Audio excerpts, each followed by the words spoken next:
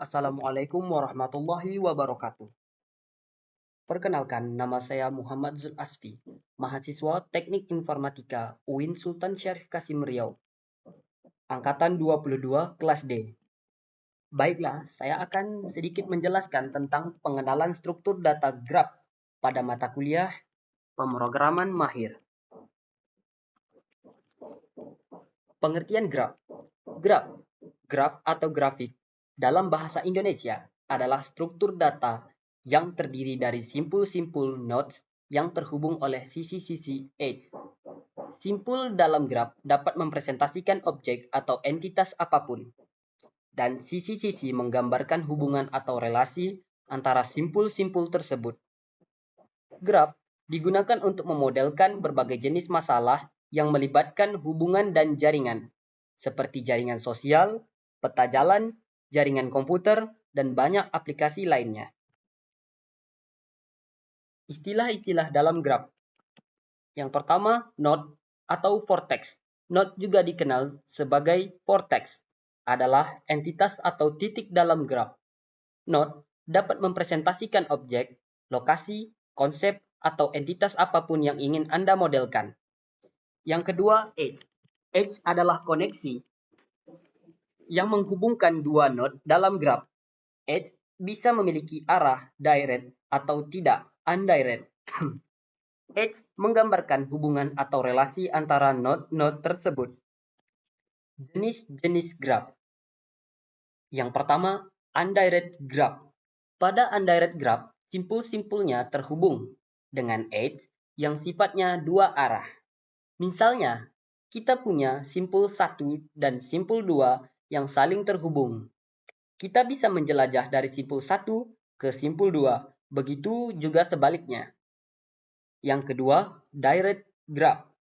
Kebalikan dari undirect graph, pada graf jenis ini, simpul-simpulnya terhubung oleh edge, yang hanya bisa melakukan jelajah satu arah pada simpul yang ditunjuk.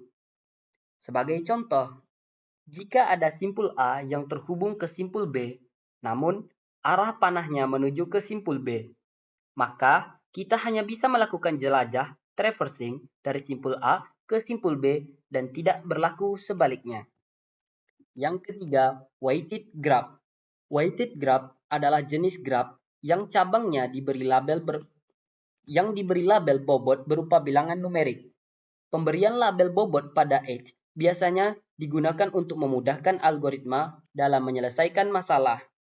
Contoh implementasinya, misalkan kita ingin menyelesaikan masalah dalam mencari rute terpendek dari lokasi A ke lokasi D. Namun, kita juga dituntut untuk mempertimbangkan kepadatan lalu lintas dan panjang jalan. Yang terakhir, unweighted graph. Berbeda dengan jenis sebelumnya, unweighted graph tidak memiliki properti bobot pada koneksinya. Graf ini hanya mempertimbangkan apakah dua node saling terhubung atau tidak. Selanjutnya, fungsi dan kegunaan graf. Graf digunakan untuk mempresentasikan aliran komputasi. Yang kedua, digunakan dalam permodelan grafik. Graf dipakai pada sistem operasi untuk alokasi sumber daya. Yang ketiga, Google Maps menggunakan graf untuk menemukan rute terpendek. Yang keempat, graf digunakan dalam sistem penerbangan untuk optimasi rute yang efektif. Yang kelima, pada state transition diagram, graf digunakan untuk mewakili state dan transisinya. Di sirkuit, graf dapat digunakan untuk mewakili titik sirkuit sebagai node dan kabel sebagai edge. Yang keenam, pada state transition diagram, graf digunakan untuk mewakili state dan transisinya. Di sirkuit, graf dapat digunakan untuk mewakili titik sirkuit sebagai node dan kabel sebagai edge. Yang ketujuh, graf digunakan dalam memecahkan teka-teki dengan hanya satu solusi, seperti labirin. Selanjutnya yaitu kelebihan dan kekurangan graf. Kelebihan graf. Dengan menggunakan graf, kita dapat dengan mudah menemukan jalur terpendek dan tetangga dari node. Graf digunakan untuk mengimplementasikan algoritma seperti DFS dan BFS. Graph dapat membantu. Graph membantu dalam mengatur data karena strukturnya yang non-linear membantu dalam memahami masalah yang kompleks dan visualisasinya. Selanjutnya, kekurangan graph. Graph menggunakan banyak pointer yang bisa rumit untuk ditangani, memiliki kompleksitas memori yang besar. Jika graph direpresentasikan dengan agency matriks, maka edge tidak memungkinkan untuk sejajar dan operasi perkalian graph juga sulit dilakukan. Baiklah, selanjutnya saya akan menjelaskan bentuk graph dalam sebuah codingan. Baiklah, pertama-tama untuk membuat sebuah codingan, kita akan menggunakan aplikasi IntelliJ IDEA. Bisa juga menggunakan aplikasi NetBeans dan juga VS Code. Di sini saya menggunakan aplikasi IntelliJ IDEA. Pertama-tama kita akan membuat sebuah kelasnya dulu. Di sini saya akan membuat kelas dengan nama graph. Lalu kita buat integer sebagai jumlah simpul.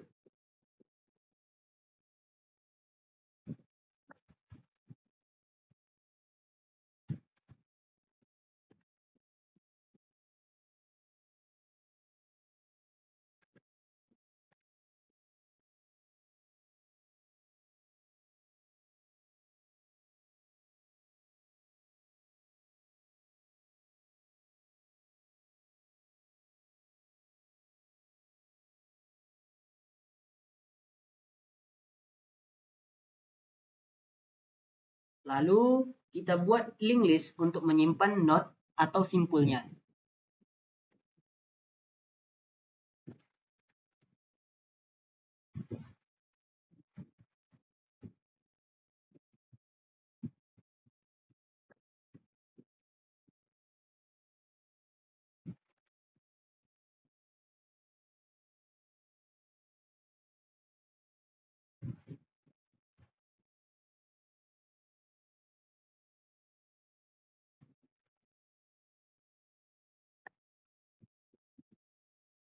Selanjutnya kita buat konstruktor untuk memasukkan data.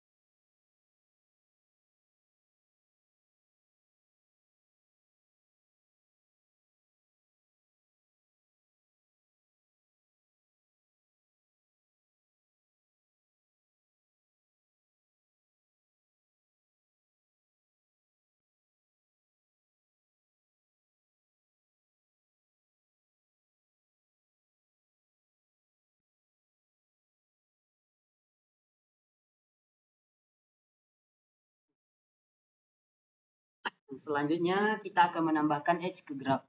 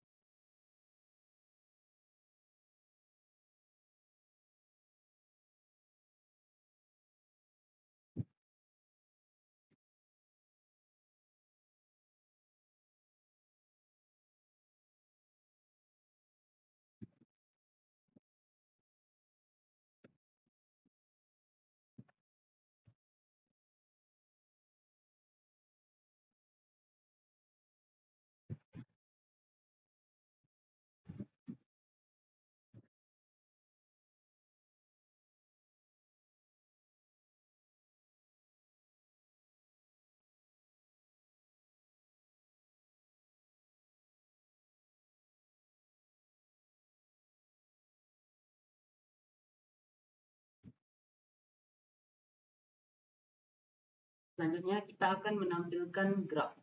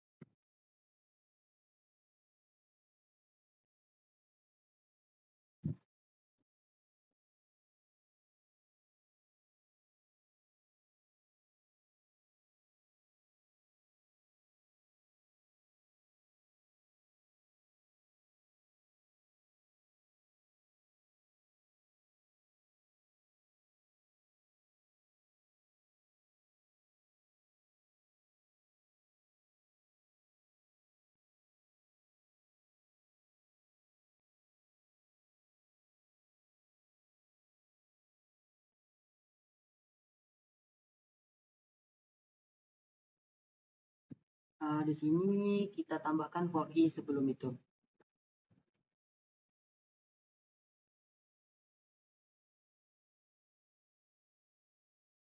Ini kita pindahkan ke atas. Sini.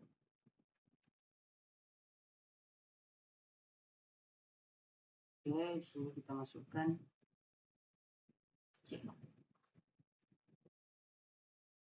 C besar.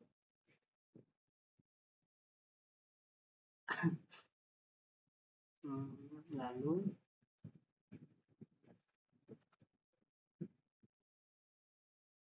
kita masukkan for integer simpul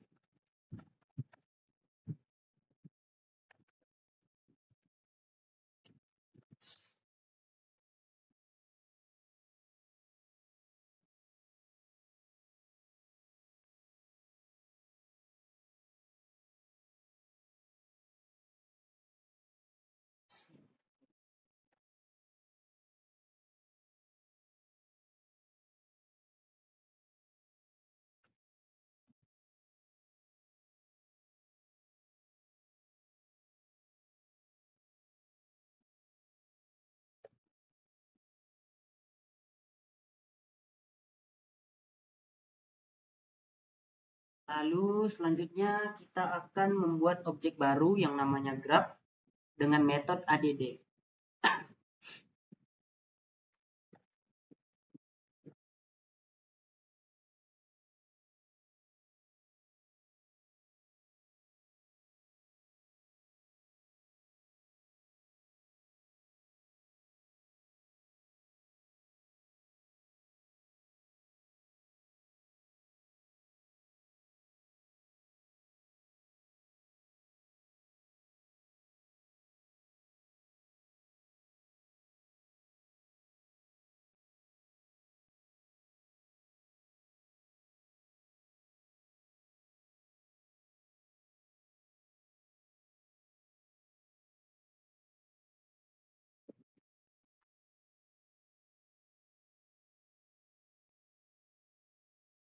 Lalu kita akan menambahkan it-nya.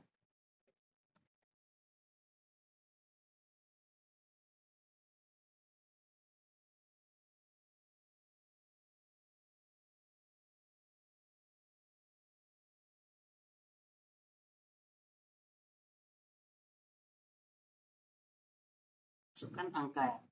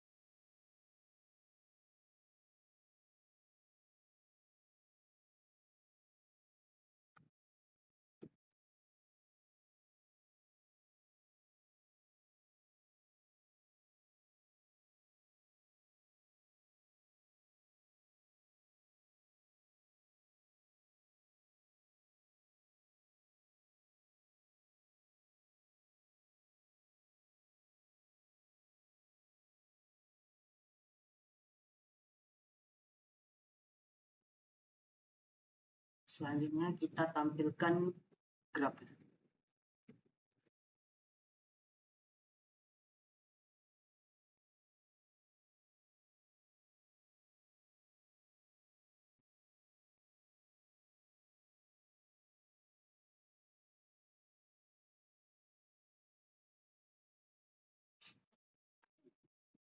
Nah, berikut hasil kita runkan. Ya, ini adalah hasil runningnya dari simpul 0 terhubung ke 2 dan 3, simpul 1 terhubung dengan 2, 3, dan 4, simpul 2 terhubung dengan 3, 4, dan 5, simpul 3 terhubung dengan 4 dan 5, dan simpul 4 terhubung dengan 5. Baiklah, cukup sekian yang dapat saya jelaskan dan saya sampaikan. Apabila ada kesilapan kata atau ada kesalahan kata, saya mohon maaf. Saya akhiri, wabillahi taufik wal hidayah. Wassalamualaikum warahmatullahi wabarakatuh.